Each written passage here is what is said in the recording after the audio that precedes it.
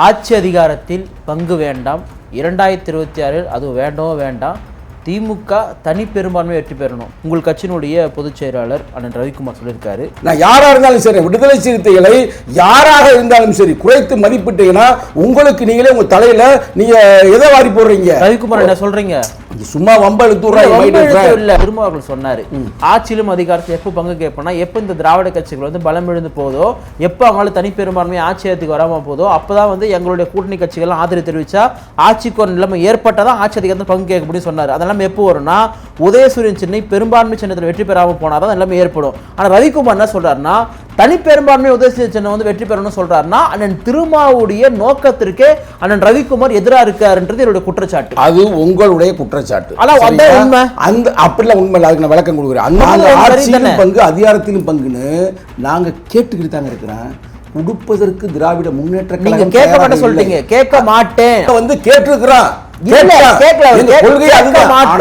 அவர்கள் கொடுப்பதற்கு தயாராக இல்லைன்னா அவங்க ஒரு கொள்கை வச்சிருக்காரு. என்ன எதிர்கட்சியில் இருக்கிற இவர் அவர் எடப்பாடி வாருங்கள் ரெட் கார்பெட் போட்டார்ல, அவர் வாயை திறந்து சொன்னாரா ஆட்சியிலும் பங்கு அதிகாரத்திலும் பங்கு நான் விடுதலை சிறுத்தைகளுக்கு கொடுக்க தயாராக இருக்கு வாருங்கன்னு சொன்னாரா? ஏன் சொல்லணும்? திமுகவே சொல்ல. அவங்க இப்ப புரியுது உங்களுக்கு பாயிண்ட். யாருமே கொடுப்பதற்கு தயாராக இல்லை. ஆனா அது மாதிரி ஒரு சூழ்நிலையை நாங்கள் உருவாக்குவோம். பிஜேபி அதுக்கு நாங்கள் உருவாக்குவோம். எப்படி பிஜேபி கூட்டணி தரான். இப்ப நாங்க வந்து பிஜேபிக்கு போனோம்னா எங்க தலைவர் கேபினெட் மினிஸ்டர் நல்லா கேட்டுக்கிறீங்க, புரியுதா? அது மட்டுமல்லாமல் இங்க முதல்வர் வேட்பாளரே அறிவிப்பாங்க தலைவரா, அது எல்லாம் தெரியும். ஆனால் ஒரு திருட்டு பையனோட பிராடு பையனோட சேர்ந்து நாங்க கொள்ளடிக்க விரும்பல. திமுக புனிதம், திமுக அது நீங்க அங்க போய் கேளுங்க. தமிழ்நாட்டுல பிஜேபியோட திமுக மோசம் மக்கள் சொல்றாங்க. அது நீங்க சொல்லலாம், நான் சொல்றேன். சங்கத்தமிழ் சொல்றேங்க, நான் நேர்மையா பேசக்கூடிய ஆளுங்க. பிஜேபி கம்பேர் பண்ணும் பொழுது தமிழகத்தில் தலை சிறந்த ஒரு கட்சி திராவிட முன்னேற்ற கழகம். பிஜேபி ஆட்சி செய்யற இடத்துல சாதி ஆணவப்படுகள் அதிகமா நடக்குதா தமிழ்நாட்டுல? எதுவுமே தெரியாது பேசிட்டே இருந்தா ரிப்போர்ட்ல சொல்றேன். கேட்கிறோம்ல, பேசாம இருக்கிறோமா? திமுக ஐயோ நம்ம கூட்டணி வாயை மூடி கிடக்கிறோமா? ராம்விலாஸ் பாஸ்வான் வந்து ஒருத்தர் எழுந்து வந்து அந்த மக்களுக்கு எவ்வளவு ஒரு பாதுகாப்பாருன்னா மாறினான்றது எல்லாமே உங்களுக்கு தெரியும். இதுக்கெல்லாம் காரணம் ஒரு மத்தியில் அமைச்சர் இருந்தனால தான் அந்த மக்களுக்கான ஒரு பெரிய பாதுகாப்பாருன்னா மாறினாரு. அதை தான் இன்னைக்கு வந்து லோக் ஜனசக்தி தலைவர் சிராஜ் பாஸ்வான் பண்ணிட்டு இருக்காரு. 29 எம்எல்ஏ அங்க இருக்காங்கன்னா அந்த மக்களுக்கு அது எவ்வளவு பெரிய ஒரு பாதுகாப்பு. அம்பேத்கருடைய கோட்பாடு என்ன? நான் நேரடியாக கேட்கிறேன். அம்பேத்கர் கோட்பாடு ஈக்குவாலிட்டி கோட்பாடு, ஈக்குவாலிட்டி எல்லாம் அதுலயே ஈக்குவாலிட்டி கொடுக்குறாங்கன்னா கொடுக்குறானா, ஜோசி ஜஸ்டி கொடுக்குறானா? யாரு சங்கி பயலுங்க? திமுக நாங்க எப்படி என்ன பண்ணுவீங்க தெரியும். பொறுத்துருங்க. முடக்காலம் இது திருமாகாலம் வருகின்ற 2026 தேர்தல்ல நாங்க டபுள் டிஜிட்ல 25 சீட்டா? எஸ், உறுதியா? புரியுதா? 25 சீட் கொடுப்பாங்களா? அப்ப பாப்போங்க. 2026ல அறிவிக்கும் போது இங்க வா குறுக்கல நான் தனித்து நிக்கிறேன் தயாரா இருக்கிறேன்னு சொல்றோம்ல. தலைவர் நாங்க வலியுறுத்துறீங்களா?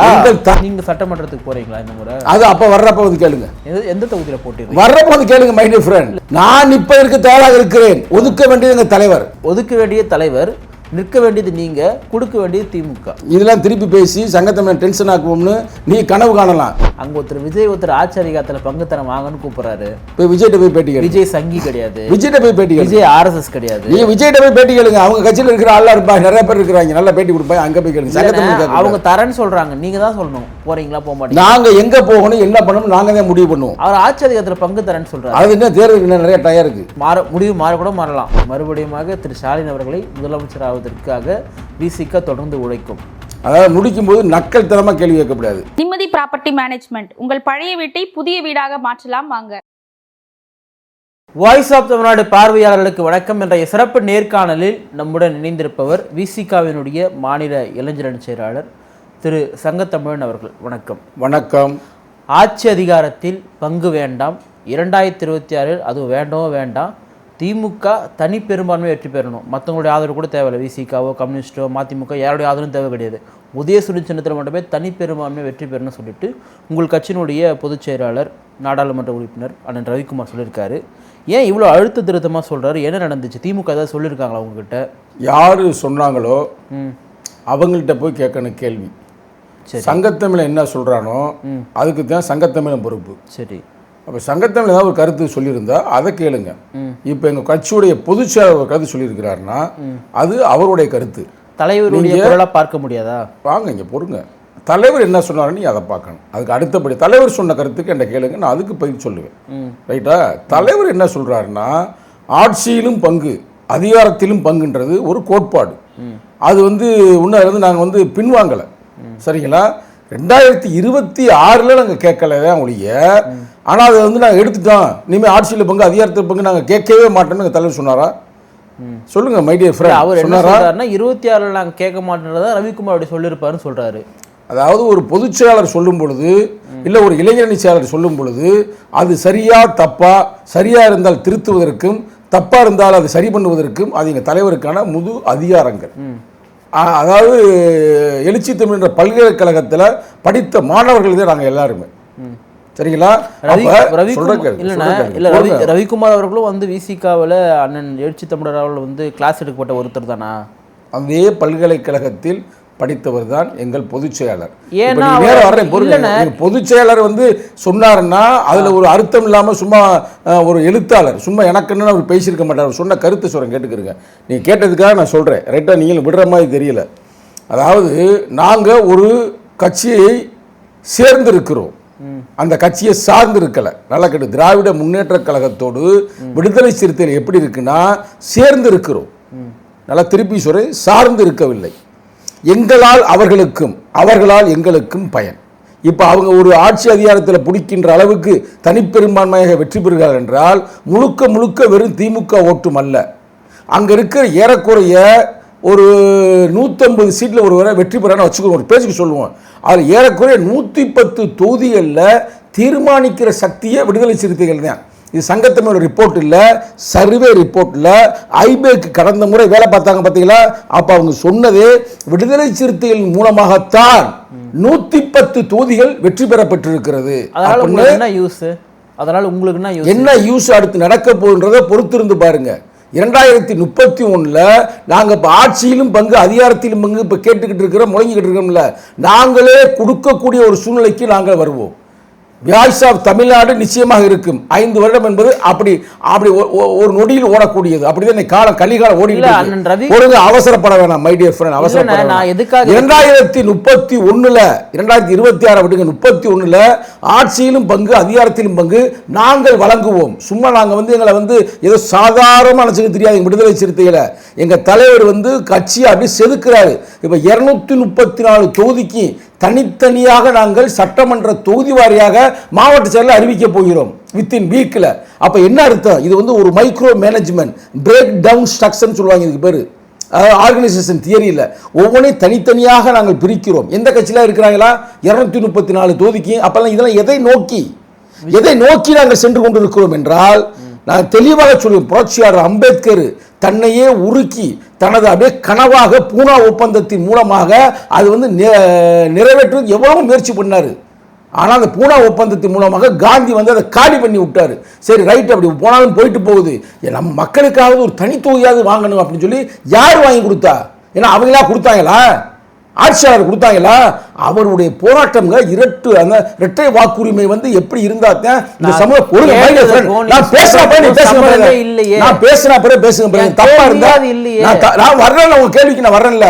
அப்ப அந்த இரட்டை வாக்குரிமை சிஸ்டத்தை வந்து நாங்க வாங்கியிருந்தோம்னா இந்த சிக்கல் இப்ப நீ கேள்வி அப்படி கேட்டிருக்க மாட்டீங்க, எங்க பொதுச்செயலாளர் இப்படி பேசியிருக்க மாட்டாரு. ஆனா அது இல்லாம போய் அந்த காலத்தில் சூழ்ச்சியாளர்கள் மகாத்மா காந்தியை வைத்து இயக்கி அந்த பூனா ஒப்பந்தத்தை அதுக்கு முன்னாடி இந்த சிஸ்டத்தை இரட்டை வாக்குரிமை சிஸ்டத்தை காலி பண்ணிட்டு பூனா ஒப்பந்தத்தை கையெழுத்து போட்டு வாங்கிட்டான். அப்பயே அம்பேத்கர் விட்டு கொடுக்கல. ஏய் நீ தனித்தொகுதியை கொடு அப்படின்னாரு.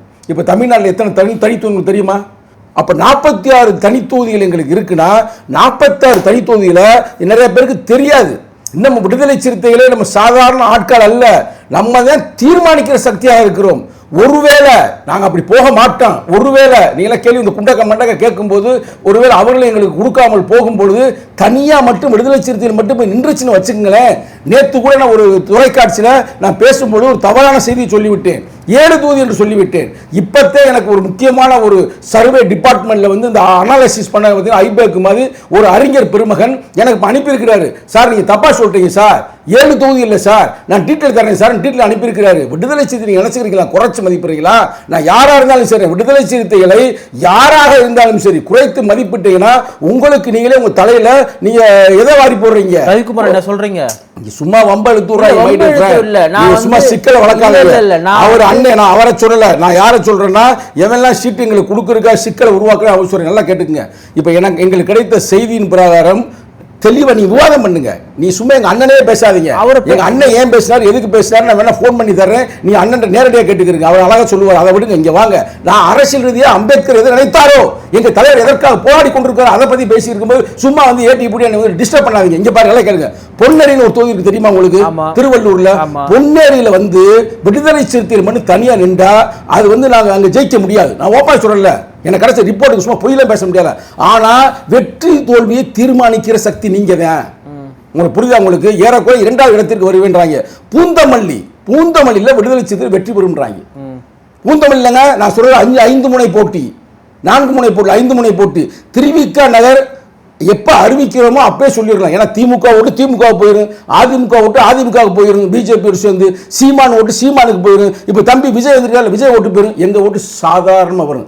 இஸ்லாமியர்களும் எங்களை எங்க எழுச்சி தமிழரை நம்புறாங்க. இப்ப கூட நேற்று முதல்வரை பார்த்து ஒரு கடிதம் கொடுத்தாரு. நம்ம கடிதம் கொடுத்தாரு. அந்த கடிதத்தில் இஸ்லாமியர்களுடைய அந்த முக்கியமான போராளிகள்லாம் சிறைச்சாலை 25 வருஷத்துக்கு மேல கிடக்கிறாங்க, ரிலீஸ் பண்ணுங்கன்றாரு. எவன சொல்றேன் மற்ற கட்சிக்காரங்க ஒண்ணு, இலங்கை வந்து எல்லாம் அழிஞ்சு போச்சு, எல்லாம் தூங்கிட்டு இருக்கிற காலத்துல இலங்கையை வச்சு பல பேர் அரசியல் பண்ணி கொண்ட காலகட்டத்தில் நேரம் எங்க தலைவர் போய் அங்க இந்த பிரச்சனைக்கு தீர்வு கொடுங்க அப்படின்னு கேட்கிறார். கொடுக்காம போறாரு, அது வேற பிரச்சனை, வேங்கவேல் மாதிரி. ஆனா இதை போய் கேட்கிறோம்ல, அப்ப யார் கேட்டுக்கொண்டிருக்கிறார்? அப்ப திருவிக நகர் எங்கள் வெற்றி, அப்புறம் எழும்பூர் உறுதியாக வெற்றி. நான் எழுதிக்கிறேன் எத்தனை தொகுதி, 3 தொகுதி சொல்லிட்டேன், ப்ளீஸ் நோட் பண்ணிக்கிறீங்க. திருப்பெரும்புதூர் என்னது திருப்பெரும்புதூர் போட்டிருக்காரு அவர், அனுப்புறவர், அது கன்ஃபார்மான வெற்றி. செய்யூர் வெற்றி, செய்யூர்ல லீடிங் ஜெயிப்போங்க. யாரா இருந்தாலும் நல்ல கட்டிகள் நிறைய பேர் தெரியாம எங்க வந்து அப்படியே அமைக்க வச்சிருக்கிறாங்க. மதுராந்தகத்தில் வெற்றி தோல்வியை தீர்மானிப்போம், ஜெயிக்க முடியாது, ரைட்டா? அடுத்து அரக்கோணம் சூழ்ச்சி அடைஞ்சிச்சு. இப்ப தனியாக நாங்கள் வெற்றி பெற்றுவோம். அதே மாதிரி குடியாத்தம் 100% எழுதி வச்சுங்க பிரதர். குடியாத்தம் வேலூர்ல 100%. அது கேவி குப்பம் 60%. அது எங்களுக்கு முடிவு பண்ணாலும் 5 முனை போட்டி தான் நான் சொல்றதெல்லாம் சாத்திய குழு. அதே மாதிரி குடியாத்தம் வந்து கொஞ்சம் டஃப்ன்றாங்க. Uthangarai confirm, Arur confirm, Chengam confirm, Vandavasi ஒரு சிக்கல், திண்டிவனம் 100க்கு 100. இப்ப நீங்க டிக் பண்ணி வச்சுக்கிறீங்க. வானூர் போன முறை சிக்கல், இந்த முறை நிச்சயம் வன்னியர் சென்றார், அங்க அவர் வெற்றி. அதே மாதிரி கள்ளக்குறிச்சி 100க்கு 100ன்றாங்க. தலித்துகள் மிகவும் வலிமையாக உள்ள பகுதி அந்த இது. கொங்கவள்ளி அது ஜெயிக்க முடியாது, சேலத்தில் ஆத்தூர் முடியாது, ராஜிபுரம் சிக்கல், பவானி சங்கர் சிக்கல், தாராபுரம் சொல்ல முடியாது. அடுத்த ஜெயிக்க வால்பாறை விடுதலை சிறுத்தைகள். அதே மாதிரி கேட்டுக்க துறையூர் விடுதலை சிறுத்தை. போன முறையே நாங்கள் வந்து மக்களை கூட்டினே ஒரு பெண்மகள் இருந்தாப்புல நல்ல ஓட்டு வாங்கியிருந்தாப்புல. பெரம்பலூர் தீர்மானிக்கிற சக்தி.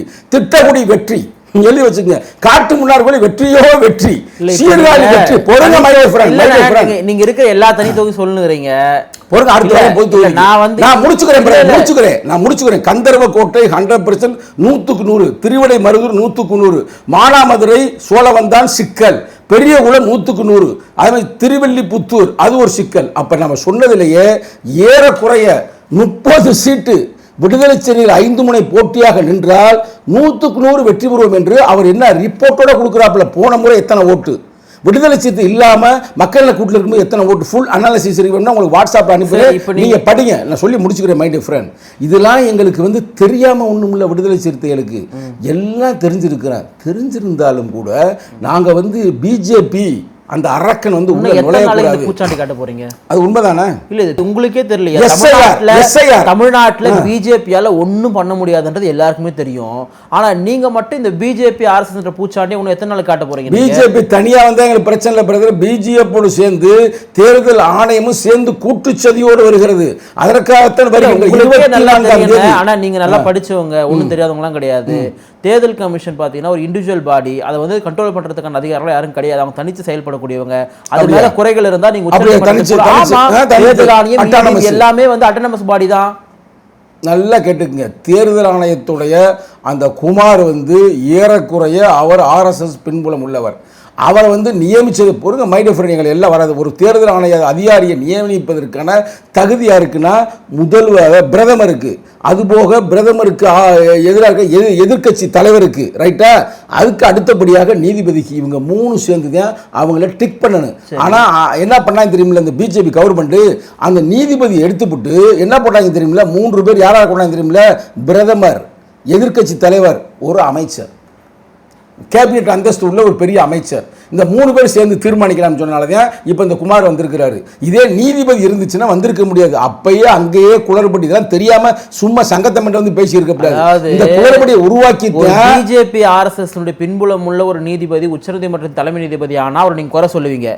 இதே வந்து வேற ஒருத்தர் வந்துட்டாங்கன்னா குறை சொல்ல மாட்டீங்க. அப்ப உங்களுடைய நோக்கம் என்ன? எங்க நோக்கம் RSS கும்பல் அதிகாரத்திற்கு வந்தாலே நாங்கள் குறை சொல்லுவோம். அவர்கள் இந்தியாவை துண்டாட வேண்டும் என்பது அவர்கள் நோக்கம். ரொம்ப சரி. அம்பேத்கர் சொன்னார். ஆனா நீங்க என்ன பண்ணீங்க? இவ்வளவு பேசுறீங்கல்ல, கடைசியா நடந்த குடியரசுத் தலைவர் தேர்தல்ல திரௌபதி முர்முவை நீங்க எதிர்த்தீங்க. யாரை நிக்க வச்சீங்க? நீங்க யார நிக்க வச்சோம்? யார் அவரு? யார எதிர்த்தாரு? யார் அவரு? அம்மா என்னத்தை வந்து பண்ணிருக்கு? அந்த அம்மா யாரு சொன்னாரு? நீங்க தலைவர் சொன்னது அது வந்து என்னன்னா, அது வந்து சிங்கம் தான், புலி தான். புலி இல்ல சொல்ல, அவர் வந்து இந்த இல்ல புலி தான். ஆனா கூண்டுக்குள்ள இருக்கு கூண்டுக்கிளின்னு சொல்லிட்டு அவர் சொன்னாரு.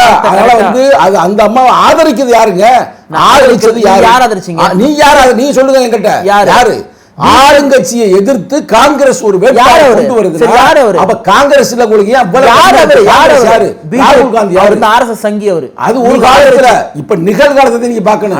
ஒரு காலத்துல நீங்க யாரு தெரியுமா? போல யாரு தெரியுமா? நீங்க இன்னைக்கு யாரு தெரியுமா? நீங்க கூட RSS நான் சொல்ல வரேன். பிஜேபி மை டியர் ஃப்ரெண்ட், நீ RSS இல்ல பிஜேபியும் இல்ல. நீங்க யாருன்றது இந்த மக்களுக்கு தெரியும், ரைட்டா? ஆனா இன்னைக்கு நீங்க மறுசீரமைப்புல, இன்னைக்கு வந்து ஒரு பரிணாம வளர்ச்சியில இன்னைக்கு ஒரு நெறியாளரா நீ வந்திருக்கிறீங்க, புரியுதா? ஆனா பழசு நீ அப்படிதான் இருப்ப, நான் அதெல்லாம் வந்து உங்களுக்கு பேட்டி கொடுக்க மாட்டேன் அப்படின்னு சொல்ற அளவுக்கு நான் சங்கி அல்ல. நல்லா தெரியுதா? நான் ஒரு ஜனநாயகத்தின் பக்கம் இயங்கக்கூடிய ஒரு கட்சியுடைய ஒரு பிரதிநிதி. அப்ப ஜனநாயக ரீதியாக இந்த மண்ணுல, இந்த பூமியில யாரு இருக்கிறாங்களோ அவங்களுக்கு ஆதரவு. நீங்க போய் முர்முக்கு ஆதரவு கொடுன்னு சொல்றீங்களே, காலம் போன காலத்துல இந்த முர்மு வந்து என்ன பண்ணுச்சு? பழங்குடி மக்கள் அழித்து ஒழிக்கப்பட்டு கொண்டிருக்கிறார்கள் மணிப்பூர்ல. இந்த மாதிரி வாயை திறந்து பேச்சா? பழங்குடி பெண்மக்கள் தானே. என்னமா நீங்க பேசுறீங்க? அங்கெல்லாம் போயிருக்கீங்க. கர்நாடகால இருக்கிற காங்கிரஸ் நமக்கு தண்ணி தர மாட்டாங்க, கேரளால வந்து அலை கட்டணம், அதை கேட்க மாட்டீங்க. இந்தியா கூட இருந்துக்கணும், எங்கெங்கயோ போயிட்டீங்க. நீங்க நாங்க கேட்கறோமா? கேட்கல. விடுதலை சிறுத்தைகள் என்ன கேட்டதே இல்ல, விடுதலை சிறுத்தைகள் போராடினதே இல்ல. அவரு தான் போய் ஓட்டு கேட்டு வந்தீங்க. எங்க? தன்னன் திருமாவர்கள் போயிட்டு நாங்க அங்க போய் கேட்கறவன் ஜனநாயக சக்தியா இருப்பேன், புரியுதா? அங்க போய் சந்திக்கோ இல்ல அங்க இருக்கிற ஆந்திரா கர்நாடகத்துல இருக்க புத்தில இருக்கிறவனுக்கு நாங்க போய் கேட்கல. அங்க இருக்கிறவன் எங்களுக்கு ஆதரவா. ஏங்க அப்படி பார்த்தோம்னா கர்நாடகா இருக்கிற தலித்தோட சுட்டு கொண்டுருவோமா? நீ பேசுற பேச்சு இருக்குது, நீ பேசுற பேச்சு அப்படிதான் இருக்குது. கர்நாடகாவில் அது தண்ணி கொடுக்கவில்லை என்றால் நாங்க கேட்போம். இது எங்க ஜனநாயக கடமை. நாங்க மட்டுமல்ல, எல்லாரும் கேட்கணும். ஆனா முன்னின்று கேட்கறது விடுதலை சிறுத்தைகள். தெளிவா போயிட்டு இருக்கு. மீண்டும் சொல்றோம்ங்க, விடுதலை சிறுத்தைகளை குறைத்து மதிப்பிடாதீர்கள். ஏதோ நீங்க வந்து 6 சீட்டு வாங்கிக்கிறாங்க, 4 சீட்டு வாங்கிக்கிறாங்க. இன்னி பாருங்க, யாருக்கிட்ட சொல்றீங்க? யார்கிட்ட சொல்லணுமா அவங்களுக்கு சொல்லி இருக்கிற, யாருக்கு புரியணுமா அவங்களுக்கு புரியும். புரியுதா? விடுதலை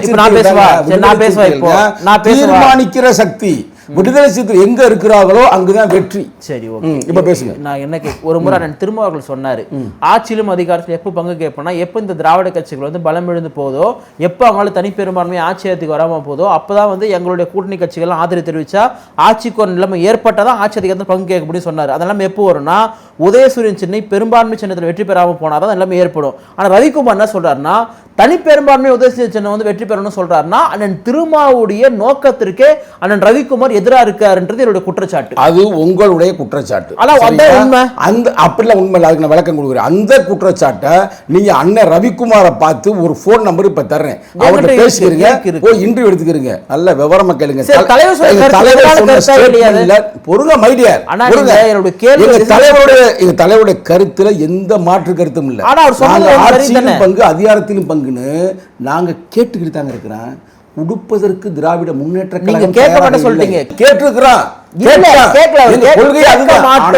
அவர்கள் கொடுப்பதற்கு தயாராக இல்லை. அவங்க ஒரு கொள்கை வச்சிருக்காங்க. என்ன கொள்கை வச்சிருக்காங்க? மத்தியில் கூட்டாட்சி, மாநிலத்தில் சுயாட்சின்னு. ஆனா எப்ப இதெல்லாம் உருவாகும்னா எப்ப வந்து இந்த மாநில கட்சிகள் திமுகவோ இல்ல அதிமுகவோ பலம் குறையும் பொழுது இவ்வளவு பேச்சு பேசுறீங்களே, நாங்க திமுக கூட்டணியில் இருக்கிறோம், எதிர்கட்சியில் இருக்கிற இவர் அவர் எடப்பாடி வாருங்கள் வாருங்கள் ரெட் கார்பெட்டை போட்டார்ல, அவர் வாயை திறந்து சொன்னாரா? ஆட்சியிலும் பங்கு அதிகாரத்திலும் பங்கு நான் விடுதலை சிறுத்தைகளுக்கு கொடுக்க தயாராக இருக்கு வாருங்கன்னு சொன்னாரா? ஏன் சொல்லணும்? திமுகவே சொல்லல. அவங்க இப்ப புரியுது உங்களுக்கு பாயிண்ட்? புரியல. இவங்க யாருமே கொடுப்பதற்கு தயாராக இல்லை. ஆனா அது மாதிரி ஒரு சூழ்நிலையை நாங்கள் உருவாக்குவோம். பிஜேபி அதுக்கு நாங்க உருவாக்குவோம். எப்படி எப்படி பிஜேபி கூட்டணி ஆட்சி தரான்றாங்க. இப்ப நாங்க வந்து பிஜேபிக்கு போனோம்னா எங்க தலைவர் கேபினெட் மினிஸ்டர் நல்லா கேட்டுக்கிறீங்க, புரியுதா? அது மட்டும் இல்லாமல் இங்க முதல்வர் வேட்பாளரே அறிவிப்பாங்க தலைவர், அது எல்லாம் தெரியும். ஆனால் ஒரு திருட்டு பையனோட பிராடு பையனோட சேர்ந்து நாங்க கொள்ளடிக்க விரும்பல. திமுக புனிதமா? திமுக அது நீ அங்க போய் கேளுங்க. நீங்க திமுகவும் பிஜேபியும் நீ கம்பேர் பண்ற, நீ எப்படி ஆளா இருப்பீங்க? தமிழ்நாட்டுல பிஜேபி திமுக மோசம் மக்கள் சொல்றாங்க. அது நீங்க சொல்லலாம், நான் சொல்றேன். சங்கத்தமிழ் சொல்றேங்க, நான் நேர்மையா பேசக்கூடிய ஆளுங்க. பிஜேபி கம்பேர் பண்ணும் பொழுது தமிழகத்தில் தலை சிறந்த ஒரு கட்சி திராவிட முன்னேற்ற கழகம். பிஜேபி ஆட்சி செய்யற இடத்துல சாதி ஆணவப்படுகள் அதிகமா நடக்குதா தமிழ்நாட்டுல? இது எதுவுமே தெரியாது வந்து பேசிட்டே இருந்தா ரிப்போர்ட்ல சொல்றேன். நான் சொல்லட்டுமா? நான் ரிப்போர்ட் சொல்லுமா? என்ன ரிப்போர்ட் சொல்லுங்க நீங்க. உங்களுக்கு தெரியாது, தேசிய ஆணையத்தோட ரிப்போர்ட்ல அதிகமான சாதிய வன்கொடுமைகள், அதிகமான மத கலவரங்கள் உருவாகுது எங்க எங்க? உத்தரப்பிரதேஷ், தமிழ்நாடு, பிரதேஷ், பாலாறும் தேனாரும் ஒண்ணு இருக்கு. 6 இருக்குது. 6 எடுத்து போட்டு பாரு தம்பி. நாங்க ஃபுல்லா தரவோட இருப்போம். என்சிஆர் திமுக வக்காலத்து வாங்குறீங்க நீங்க. நீ கேட்ட நீ சொன்னதுக்காக நான் உனக்கு திமுக வக்காலத்து பிஜேபி வந்து பிஜேபி கம்பேர் பண்ண நான் விட்டு கொடுக்க முடியாதுல்ல. நான் யாரோட கூட்டணியில் இருக்கிறேன்? திமுக கூட்டணியில் இருக்கிறேன். அதுக்காக பேசுறது இருக்கு. ஆனா அதே நேரத்துல இப்ப சாதிய பிரச்சனை இருக்கோ நாங்க வாய மூடி இருக்கிறோமா? இன்னைக்கு கூட சொல்றாங்க, இப்ப பேசுறாங்க. இப்ப வந்து சாதி ஆதரிக்கிறேன்னு சொன்னா நீங்க என்ன சண்டை போடலாம். நான் என்ன சொல்றேன்னா திமுக பண்ணுது, திமுக ஆணவ படுகொலை தடுப்பு திமுகவை பிஜேபி கம்பேர் பண்ணனாலதான் சங்கத்தமிழ் பேசுறேன். தனிப்பட்ட முறையில் நீங்க பிஜேபி கேளுங்க, தனிப்பட்ட முறையில் திமுக கேளுங்க. நான் சொல்றேன் திமுக சாதி ஆணவ படுகொலை தடுப்பதற்கு 2021 எங்க தலைவர் மனுவை கொடுத்தார். இதுவரைக்கும் உருவாக்கப்படவில்லை. நேரடியான குற்றச்சாட்டு இப்ப கூட நான் கொடுத்திருக்கேன். இப்போ ஒரு ஆணையத்தை போட்டு எங்களுக்கு கண் துடைப்பு வேலையை செய்கிறார்கள். நான் வாய மூடி இருக்கிறோமா?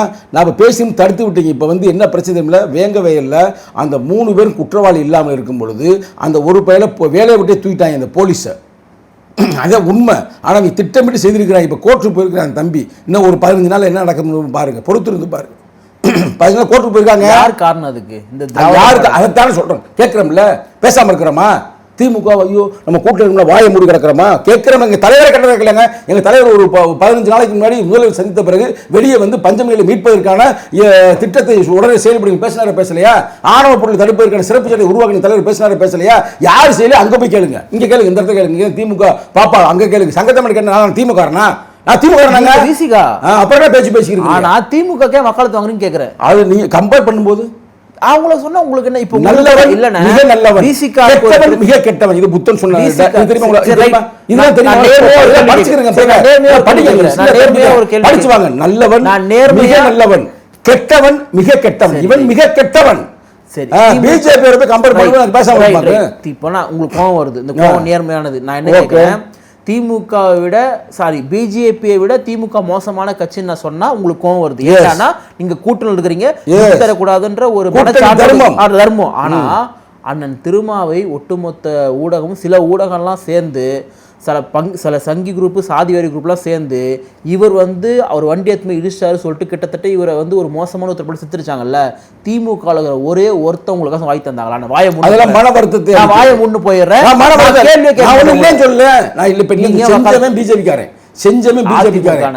அவன் பிஜேபி பேக்ரவுண்ட்ல இருக்கிற அதிமுக காரன். எங்களுக்கு விளக்கம் கொடுக்காம யாரு என்ன வரலாறு இந்த ஊரு எல்லாம் தெரியும். திமுக வருத்தமா தான் இருக்குது. நீங்க சப்போர்ட் பண்றீங்க. நாங்க அம்பேத்கரின் பிள்ளைகள். நமக்கு வந்து அம்பேத்கரின் பிள்ளைகள். எங்களுக்கு காந்தி இதை பிடிக்காது, காந்தியும் பிடிக்காது, காங்கிரஸும் பிடிக்காது. ஆனாலும் அரசியல் சட்டம் எழுதுவதற்காக அங்க இருந்தா அது மாதிரி புரியுதா? எங்களுக்கு திமுகவுக்கு எங்களுக்கு 1000 முரண் இருந்தாலும் நிகழ்காலம் விட்டு தர மாட்டீங்க, விட்டு கொடுக்காம இருக்கிறதுக்கு நாங்க துட்ட வாங்கிட்டா செயல்படுறோம். அந்த பேச்சல இங்க பேசக்கூடாது. நீங்க கம்பேர் பண்றீங்க இவனா அவனானு. பிஜேபி எவ்வளவு பெரிய அயோக்கிய பயலுங்க, இந்த நாட்டை துண்டாடுறாங்க. இதை மட்டும் அது பேர்னா இந்த டிபார்ட்மெண்ட்லயே தேர்தல் ஆணையத்தை இந்த கைக்குள்ள வச்சு பாவையாக செயல்படுகிறார்கள். அவங்க கம்பேர் பண்ணிக்கிறீங்க. அவன் மதவெறி. ஸ்டாலினுடைய தலைவர் பதவிக்கு பிறகாக திமுக தலைவர் ஆனார் இல்லையா, அதன் பிறகாக திமுக தொடர்ச்சியா வெற்றி. அப்போ தேர்தல் ஆணையம் உங்க திமுக வேலை செஞ்சுச்சு. பிஜேபி வெற்றி பெற்ற மட்டும் பிஜேபி வேலை செய்யுது. நான் புரிஞ்சுக்கோ. அப்படி உங்களுக்கு தமிழகத்தில் ஒண்ணு செய்ய தமிழகத்தில் தேர்தல் ஆணையம் எந்த சித்து வேலையும் செய்ய முடியாது. ஏனால் விடுதலை சிறுத்தைகள் தொடர்ந்து களத்தில் நிக்கிறான். இல்ல இதெல்லாம் வந்து நகைச்சுவையா இருக்கு. நகைச்சுவை உங்களுக்கு இருக்கு. நீங்க நகைச்சுவை உங்களுக்கு உங்களுக்கு இருக்கலாம். அது எப்படி அலிகேஷன் கேக்குறீங்க? அத வந்து நகைச்சுவையா வந்து நாங்க எடுத்துக்கிறோம். இல்ல அலிகேஷன் நியாயமா இருக்கணும் இல்லையா? இப்ப பாருங்க, ராகுல் காந்தி இன்னும் 10 நாள் டைம் கொடுத்திருக்கிறாரு. ஒரு 4-5 நாள் முடிஞ்சிருக்கு. எவ்வளவு மோசமான முறையில் அவர்கள் சதி வேலை செய்தார் என்று அவர் அப்பட்டமாக வெளியே சொல்ல. கார்த்திக் சிதம்பரம் காங்கிரஸ், அவர் ஒரு எம்பி. அவர் என்ன சொல்றாருன்னா, மக்கள் ஓட்டு போடுறாங்க, அவங்க ஜெயிக்கிறாங்க, சும்மா இவிஎம் மிஷின் குறை சொல்றது, தேர்தல் கமிஷன் குறை சொல்றதெல்லாம் ஏமாற்று வேலை சொல்லிட்டு காங்கிரஸ் உடைய எம்பி கார்த்திக் அவரை போய் கேளுங்கன்றீங்களா? அதே அப்படியே காங்கிரஸ் இருக்கிற ஒரு எம்பி, காங்கிரஸ் ஓட்டு போட்டு ஜெயிச்ச எம்பி, நாங்க ஓட்டு போட்டு ஜெயிச்ச ஒரு எம்பி, நீ வந்து பிஜேபி வக்காலத்து வாங்குற, நீ பிஜேபி போறியா? பிஜேபி போறியா? அவர் நேர்மையா பேசுறாரு. ஐயோ தெரியாது எங்களுக்கு அவரை பத்தி. அவர் நேர்மையா பேசுறாரு. சும்மா தேவலா பேச்சல இங்க பேசாதீங்க தம்பி, தேவலா பேச்சு பேசாதீங்க. நேரடியா சொல்லுங்க, பேசுவோம். நேரடியா நான் சொல்றேன். நீங்க குற்றம் சாட்டுகின்ற பிஜேபி பீகாரிலே ராம்விலாஸ் பாஸ்வானுடைய லோக் ஜனசக்திக்கு சிராஜ் பாஸ்வான் தலைவராக இருக்கும்பொழுது 29 தொகுதி கொடுக்குறாங்க, 19 தொகுதி வெற்றி பெறுறாங்க. நீங்க இங்க வந்து சமூக நீதி அது இதுன்னு பேசக்கூடிய திமுக உங்களை சீட்டுக்காக எந்த அளவுக்கு பாடுபடுத்துறாங்கன்னு உங்களுக்கும் தெரியும், எங்களுக்கும் தெரியும். இந்த என்ன இந்த அறிவியல் இல்லைன்றதால சங்கத்தமிழ் தொடர்ந்து பேசியிருக்கேன். பிஜேபி காரன் ஒரு மதவாத கட்சி, ஒரு சனாதனவாதிகள், அவனே வந்து அவன் சிராஜ் பஸ்வானுக்கு 29 சீட்டை ஒதுக்கி 19 சீட்டு வெற்றி பெற்றிருக்கிறார். இன்னைக்கு பீகார்ல வெற்றி பெற்றதுக்கு ரெண்டே காரணம் தான். ஒன்னு வந்து மறைமுக செயல் திட்டமாக எஸ்ஐஆரை பயன்படுத்தி வெற்றி பெற்றிருக்கிறார்கள். இன்னொன்று நேரடி வந்து தலித் ஓட்டுகள் அப்படியே டிரான்ஸ்ஃபர் ஆயிருக்கு. தலித் ஓட்டுக்கு டிரான்ஸ்ஃபர் ஆனது காரணம் என்னவென்றால் சிராஜ் பஸ்வானை வளைத்து போட்டிருக்கிறார்கள். ஆதி தலித் என்று அவர்களையும் வளைத்து போட்டிருக்கிறார்கள். ஆனால் நயவஞ்சகத்தின் மூலமாக வீழ்த்தி விட்டார்கள். அதுதான் உண்மை. இது புரட்சி அம்பேத்கர் செய்கிற துரோகம் தான். அது சிராஜ் பஸ்வானுக்கு இன்னைக்கு தெரியல. சிராஜ் பஸ்வான் என்ன பண்றாரு? நீ காங்கிரஸ் சேர வேண்டிய ஆளு. நீ நிதிஷ்குமார் எதிர்த்துக்கிட்டு இருந்த, உனக்கு ஏதோ சீட்டு கொடுக்குற சுய லாபத்திற்காக நீ போயிருக்கிற. என்னை விட உங்களுக்கு தலித் அரசியல் நல்லாவே தெரியும், இந்திய அரசியல் தலித் அரசியல் நல்லாவே தெரியும். பீகார்ல எந்த அளவுக்கு சாதி வன்கொடுமை இருந்தது. ஒரு தலித் பெண் போனா ஜீப்ல இழுத்துட்டு போயிட்டு ரேப் பண்ணி போட்டதெல்லாம் இருக்குது. அந்த அளவுக்கு மோசமான ஒரு சூழல்ல ராம்விலாஸ் பாஸ்வான் வந்து ஒருத்தர் எழுந்து வந்து அந்த மக்களுக்கு எவ்வளவு ஒரு பாதுகாப்பாரனா மாறினான்றது எல்லாமே உங்களுக்கு தெரியும். இதுக்கெல்லாம் காரணம் ஒரு மத்தியில் அமைச்சர் இருந்தனால்தான் அந்த மக்களுக்கான ஒரு பெரிய பாதுகாப்பாரனா மாறினாரு. அதை தான் இன்னைக்கு வந்து லோக் ஜனசக்தி தலைவர் சிராஜ் பாஸ்வான் பண்ணிட்டு இருக்காரு. 29 எம்எல்ஏ அங்க இருக்காங்கன்னா அந்த மக்களுக்கு அது எவ்வளவு பெரிய ஒரு பாதுகாப்பு, அங்க இன்றைக்கு எவ்வளவு மோசமான சூழல் எல்லாமே நடக்கும் தெரியும். இதெல்லாம் தெரிஞ்சுமே கூட நிறுத்துங்க, அதோட நிறுத்துங்க. அப்ப நான் பேசுறேன். பொய் தான், கடைசியா சொன்னது பொய் தான். அதாவது நல்லா கேட்டுங்க, சிராஜ் பஸ்வானுக்கு என்ன தேவையோ அதை செய்யறாங்க. ஆனா தலித் மக்களுக்கு இன்னமும் அங்க கொடுமை நம்ம தமிழ்நாட்டை விட பல மடங்கு நடந்து கொண்டிருக்கு. நான் பீகாருக்கு நேரடியா போனவன், புரியுதா? அதனால கொடுமை நடந்துகிட்டு இருக்கு. என்ன பண்றாங்கன்னா சிராஜ் பஸ்வானை வந்து ஒரு சங்கியாக ஆக்கி ஆலய ராம ஜெயந்தம் போட்டிருப்பாரு. அம்பேத்கர் சொல்லி காட்டினா வந்து அம்பேத்கர் இருக்கிற அம்பேத்கர் கோட்பாடு என்ன? ஒரு சாதியத்தை பேசுறாரு. கோட்பாடு என்ன? நான் நேரடியாக கேட்கிறேன். அம்பேத்கர் கோட்பாடு ஈக்குவாலிட்டி கோட்பாடு, ஈக்குவாலிட்டி எல்லாம் அதுலயே ஈக்குவாலிட்டி கொடுக்குறானா, ஃப்ரெண்டரண்டி கொடுக்குறானா, ஜோசி ஜஸ்டி கொடுக்குறானா? யாரு சங்கி பயலுங்க. திமுக நாங்க எப்படி என்ன பண்ணுவீங்க தெரியும். பொறுத்துருங்க. இங்க பேசும்போது திமுக குதிக்கப்படாது. நான் என்ன சொல்றேன், பிஜேபி வந்து கொடுக்குறது எல்லாமே இப்ப எங்களுக்கு நாங்க சொல்ல முதல்வர் வேட்பாளர்கள் அறிவிப்பான்றாங்கல்ல, அது எங்களுக்கு போதுமா? எங்களுக்கு அது நடக்குமா? திரும்ப முதலமைச்சர் ஆகணும்னா அது நாங்க எங்க சுய முயற்சி நாங்க ஆகும். பிஜேபி போய் காலில் விழுந்து நாங்க வாங்கணும் எங்களுக்கு தேவையில்லை. ஏங்க இன்னைக்கு எவ்வளவு பெரிய ஆளு தலித்துக்கு இன்னைக்கு தலித் பேந்தர் ஆஃப் இந்தியா உருவாக்குனதுல முக்கியமான ஆளு யாரு? ராம்தாஸ் அத்வாலே. எங்க போய் தூங்கிட்டு இருக்காரு தெரியுமா? அதிகாரத்துல இருக்காரு. மோடியோட காலில் தூங்கிட்டு இருக்கிறாரு. சிராஜ் பஸ்வான் யாரு? அவர் ஒரு தலித் லீடர் தான், அவங்க அப்பா தலித் தான் பஸ் சொன்ன அவர் எங்கே இருக்காரு? அங்கே போயிட்டு வந்துக்கிட்டு காலில் ஷூவை என்ன பண்ணுறான்னு தெரியல. அது மாதிரி மாயாவதி அம்மையார் அமைதியாக இருக்காங்க. ஆனால் விடுதலை சிறுத்தையில் வளைக்க முடியாத ஒரே காரணத்தினால தான் இங்கே உள்ள நுழைய முடியலை. இது பூரா நாங்கள் செயல்படுவது இந்தியா பூரா தெரியும். ஆனால் திமுகவை சார்ந்த அமைச்சர்களுக்கும் தெரியும். முதல்வர் தெரியுது. முதல்வர் சொல்றாருல, என் தம்பி திருமாவளவன் இருக்கிற வரைக்கும் நான் சங்கத்தை சனாதானத்தை நான் எதிர்ப்பேன்றாரு. ஆனா அங்க இருக்கிற அமைச்சர் பெருமக்களை சீட்டை கூட கொடுத்துடாதீங்க அப்படிங்க இப்படிங்கன்னு சில சிக்கலை வளர்க்குறாங்க. ஆனா அதெல்லாம் அந்த காலம். இது திருமா காலம்.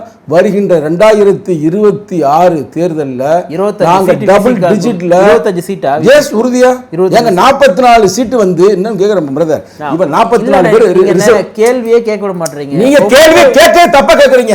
44 தொகுதியில 45 46 தொகுதியில எஸ்சி மக்கள் இருக்கிறாங்களே, எவனாவது ஒருத்தனாவது அவன் எந்த கட்சிக்காரன் திமுக இருக்கட்டும் அதிமுக எந்த இலவா இருந்தாலும் இருக்கட்டும், இவங்க என்னைக்காவது ஒரு நாள் தலித் பிரச்சனை வரும்போது ஸ்பாட்டுக்கு போயிருக்காங்களா? திரும்ப போறாரா போலையா? அவர் மட்டும் ஸ்பாட்டுக்கு போறாருல. அப்ப எங்க வலிமை நாங்க காட்டுறோம். பொறுத்திருந்து பாருங்க. 2026 நாங்க யாரும் காட்டுறோங்க. எங்களை வச்சுதான் தமிழக தேர்தல் நடக்குதுங்க. நாங்க உணர்ந்துட்டோம்ல, இப்ப புரிஞ்சுட்டோம்ல. பாருங்க, பொறுத்திருந்து பாருங்க, பொறுத்திருந்து பாருங்க பிரதர். சீட்டு குறைவா கொடுத்த 6 சீட்டோ இல்ல கூடுதலா ஒரு 7 சீட்டோ 8 சீட்டோ கொடுத்தா கூட விசிக திமுக கூட்டணியில் இருக்காதுன்றதை நான் சங்கத்தமிழ் சொல்றாருன்றதை நான் எடுத்துக்கிறேன். அப்படி இல்லை, நல்லா சொல்றதை கேட்டுங்க. நீங்க வேற நேர பாயிண்ட்டுக்கு வாங்க. நாங்க இந்த முறை அவங்கள்ட்ட நீங்க சொன்ன மாதிரி 25 சீட்டு கேட்போம். கேட்டு நாங்க வெற்றி பெறுவோம். புரியுதா? 25 சீட் கொடுப்பாங்களா? அப்ப பாப்போம். 2026 அறிவிக்கும் போது இங்க வா. குறுக்களையில நான் தனித்து நிக்கிறேன், தயாரா இருக்கிறேன்னு சொல்றோம்ல. தலைவர் நாங்க வலியுறுத்துவோம். தலைவரிடம் நாங்கள் இளைஞரணி வலியுறுத்துவோம். அதுதான் எனக்கு தலைவர் ஒரு ஜனநாயக ரீதியான ஒரு தலைவர். அவர் தலைவர் ரைட்டா மக்கள் என்ன யோசிக்கிறோம் அதுதான். நாங்க போய் அவன்கிட்ட சரி இவன்கிட்ட சரின்னு சேரல. ஒருவேளை கொடுக்குன்னா 4 முனை போட்டுல இந்த மாட்டு கருத்தும் இல்லையில. ஆமா, இப்ப எல்லாம் அந்த பொசிஷன்ல இருக்கு. இந்த நேரம் வரைக்கும் அப்படிதானே இருக்குது. 5வது முனையாக நாங்க நிற்போம். விசிக 234 இதுதான் வெள்ளையான பேசிக்கிறது. நான் தெளிவா புரிஞ்சுக்கிறேன். விசிக கேட்கக்கூடிய 25 தொகுதியை திமுக கொடுக்கவில்லை என்று சொன்னால் விசிக வெளியேறுகிறது. நீங்க அதுமே நீங்க எப்ப போட்டுக்கிறீங்க. அது நாங்க அவங்க கொடுக்க போறாங்களே, அது எப்படி உங்களுக்கு தெரியாதா? உங்களுக்கு கொடுக்கலனா கொடுக்குவாங்க. கொடுத்தா சந்தோஷம் தான். சந்தோஷத்தோட இருங்க. பாசிட்டிவ் அப்ரோச்ல போங்க. குழுக்கெல்லாம் வெளியேறீங்களா? நீங்க வாங்கிடுவோமே. நாங்க தலைமை ஸ்டாலின் ரெடியா இருக்காரு. அவருக்கு அங்க சிராஜ் பஸ்வானுக்கு நிகழ்வு நடந்த பிறகு அந்த தம்பிக்கே 29 சீட்டு கொடுத்துருக்காங்க. அப்ப வெற்றியே அவரே தீர்மானிச்சிருக்கேன்னு செய்தி பரவிக்கிட்டு இருக்கு. அப்படி இருக்கும்போது இங்க தொடர்ந்து நம்ம இவருடைய கூட்டணிக்கு பிறகு சட்டமன்றத்தில் வெற்றி, பாராளுமன்றத்தில் வெற்றி, உள்ளாட்சி தேர்தல் வெற்றி, அடுத்த பாராளுமன்றத்தில் வெற்றி. அப்ப அன்பு தம்பிக்கு 20 சீட்டை கொடுப்போம்னா கொடுக்க ரெடி ஆயிட்டாரு. உங்களுக்கு தெரியுமா தெரியாதா? அதாவது 20 25 குறைந்தபட்சம் ஒரு 15 தொகுதிக்கு ஒரு தொகுதி குறைஞ்சா கூட விசிக வெளியேறுகிறதுன்னு நீங்க சொன்னதுலேருந்து நான் புரிஞ்சுக்கிறேன். நீங்க கொடுக்க மாட்டாங்கன்னு சொல்ற மாதிரி நீங்க சொல்றீங்க. சங்கத்தமிழன் விடுதலை சிறுத்தையோட இளைஞர்த்து எழுச்சி பாச சொல்லுகிறது எங்களுக்கு டபுள் டிஜிட்ல நல்ல வெற்றி பெறக்கூடிய தொகுதியை கொடுப்பாரு. ஆனால் எங்க தொண்டர்கள் எல்லாரும் முழு மூச்சாக வேலை செய்வார்கள். ஆகையால் அவர்களும் வெற்றி பெறுவார்கள், நாங்கள் வெற்றி பெறுவோம். நீங்க சட்டமன்றத்துக்கு போறீங்களா இந்த முறை? அது அப்ப வர்றப்ப கேளுங்க. எந்த தொகுதியில போட்டீங்க? வர்றப்ப கேளுங்க மை டியர் ஃப்ரெண்ட். நீங்க என்ன எவ்வளவு நாள் இருக்கு? 6 மாசத்துக்கு மேல இருக்கு. ரைட்டா? அப்ப நீங்க வாங்க. 5 வருஷமே இப்படின்றதுக்குள்ள போயிடணும். 6 மாசம்ன்றது இப்படின்னு வைக்கிறதுக்குள்ள போயிடும். நான் இப்ப இருக்க தயாராக இருக்கிறேன். ஒதுக்க வேண்டியது எங்க தலைவர். புரியுதா? எங்க தலைவர் நான் கேட்பேங்க. கொடுக்க வேண்டிய திமுக, ஒதுக்க வேண்டிய தலைவர், நிற்க வேண்டியது நீங்க, கொடுக்க வேண்டியது திமுக. இதெல்லாம் திருப்பி பேசி சங்கத்தை டென்ஷன் ஆக்குவோம்னு நீ கனவு காணலாம். எங்கள் தலைவர் தாங்க எங்களுக்கு கொடுப்பாரு. என்ன வார்த்தை விட்டுருவேன். தலைவர் தான் ஒவ்வொருத்தருக்கும் நாங்கள் செலக்ட் பண்ணி கொடுக்குறோம். இன்னைக்கு கூட 4 சட்டமன்ற உறுப்பினர்ல ஒருத்தர் ஆனூர் ஷானவாஸ், அவர் தான் முத ஆணவ படுகொலை தடுப்பதற்கான சிறப்பு சட்டத்தை உருவாக்கணும்னாரு. சட்டமன்றத்தில் பேசினார், ஆனா கொடுக்கல. எங்கள் SS பாலாஜி தலித் அல்லாதவர், அவர் சொன்னார் பெர்க்யூர்மெண்ட் டிபார்ட்மெண்ட்ல 5 விழுக்காடு ஒடுக்கப்பட்ட மக்களுக்கு தலித்துக்கு கொடுக்கணும்னாரு. அதை முதல்வர் அறிவிச்சாரு, ஆனா இதுவரைக்கும் கொடுக்கல. ஆனா இதே 4 MLA வச்சு எங்களால் இவ்வளவுதான் பேச முடியும். இதே ஒரு 15 MLA இருந்தோம்னா நாங்க தாங்க தீர்மானிக்கிற சக்தி. யாருக்காக? மக்களுக்காக. 25 சொல்லுங்க, நான் சொல்றத கூட சொல்றீங்க. 15 வெற்றி பெற்று நான் சொல்றேன். நக்கல் பண்றீங்களா? சொல்றத சொல்லுங்க. அப்படின்னு என்ன அர்த்தம்? நாங்க 44 கூட கேட்போமுங்க. 45 44 தொகுதி இருக்குது. 50 கூட அப்புறம் என்ன பேசிக்கிறீங்க? 50 தொகுதி கேட்போம்னு சொல்லி டபுள் டிஜிட்ல நாங்க உள்ள போறோமுங்க. அது 99 கூட இருக்கலாம், 45 கூட இருக்கலாம், 11 கூட இருக்கலாம். ரைட்டா? டபுள் டிஜிட்ல விடுதலை சிறுத்தைகளுடைய MLAக்கள் சட்டமன்றத்துக்குள் செல்லுகிறார்கள். கொடுக்கலனா கொடுப்பார்கள். எங்களுக்கு நெகட்டிவ் அப்ரோச் இல்லை எங்க வரலாற்றில். அது எங்க தலைவர். அங்க ஒருத்தர் விஜய் ஒருத்தர் ஆட்சி அதிகாரத்துல பங்கு தர வாங்கன்னு கூப்பிடுறாரு. போய் விஜய்கிட்ட போய் பேட்டி கேளுங்க. விஜய் சங்கி கிடையாது, விஜய்கிட்ட போய் பேட்டி கேளுங்க. விஜய் RSS கிடையாது. நீங்க விஜய்கிட்ட போய் பேட்டி கேளுங்க. அவங்க கட்சியில இருக்கிற ஆளா இருப்பாங்க, நிறைய பேர் இருக்கிறாங்க, நல்லா பேட்டி கொடுப்பாங்க. அங்க போய் கேளுங்க. சங்கத்துல அவங்க தரேன்னு சொல்றாங்க, நீங்க தான் சொல்லணும் போறீங்களா போக மாட்டீங்க. நாங்க எங்க போகணும் என்ன பண்ணணும் நாங்க தான் முடிவு பண்ணுவோம். அவர் ஆட்சி அதிகாரத்துல பங்கு தரேன்னு சொல்றாரு. அது என்ன தேர்தலுக்கு நிறைய டயம் இருக்கு. ஓ அப்ப முடிவு மாற கூட மாறலாம். நீங்க ஏங்க அந்த குழப்பத்துக்கு வர்றீங்க மை டியர் ஃப்ரெண்ட்? நாங்க இப்ப திராவிட முன்னேற்ற கழகம் கூட்டணியோடு நெருக்கமாக உருக்கமாக இருக்கிறோம். அவர்கள் டபுள் டிஜிட்ல எங்களை வெற்றி பெற செய்வார்கள், நாங்கள் அவர்களையும் டபுள் டிஜிட்ல இல்ல ட்ரிபிள் டிஜிட்ல வெற்றி பெற செய்வோம். அவ்வளவு முடிஞ்சு போச்சு. ஓகே, மறுபடியுமாக திரு ஸ்டாலின் அவர்களை முதலமைச்சர் ஆவதற்காக விசிக தொடர்ந்து உழைக்கும். அதாவது முடிக்கும் போது நக்கல் தரமா கேள்வி கேட்கக்கூடாது. ரைட்டா? என்னுடைய அதாவது தமிழக முதல்வர் தளபதி ஸ்டாலின் மீண்டும் முதல்வராக வேண்டும் என்பதற்காக விடுதலை சிறுத்தைகள் உழைக்கும். அதே நேரத்தில் டபுள் டிஜிட்ல சட்டமன்றத்திற்குள் எம்எல்ஏக்கு நுழைவதற்கு திமுகவும் உழைக்கும், தளபதி ஸ்டாலின் உழைப்பார். நிகழ்ச்சியில் பங்கேற்று பல்வேறு கருத்துக்களை பகிர்ந்தமைக்காக நன்றி. நன்றி, வணக்கம்.